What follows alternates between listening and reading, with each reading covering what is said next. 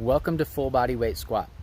Let me note here that squat is a very important human movement.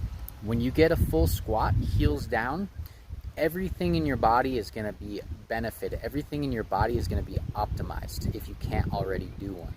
So this is what it looks like.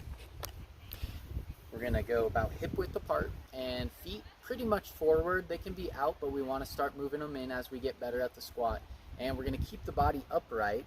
Can have the hands out and come down all the way to where your hamstrings are almost touching your calves, and then we're gonna try to pull the shoulders back and keep the head upright and down. Now you're gonna really squeeze the core here, and make sure when you're doing it, you're pulling yourself down, stabilizing, squeezing the ground with your feet. Okay, now from the side here, when we're doing this, we want to keep the body upright. And we want the butt to come back as if we had a tail and it's coming up, rather than here and the tail would be going through our legs, right?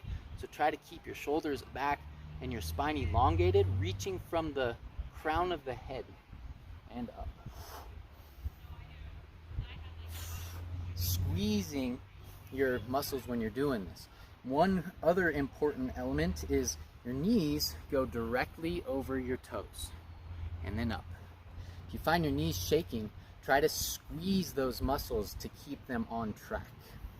If it's too hard, you don't have the flexibility in the back of your body, your Achilles tendon, your back, your hamstrings, you can put, these are flip-flops, they're only about an inch tall, but you can stand on them or roll up a yoga mat or something, and then that'll make it a little easier.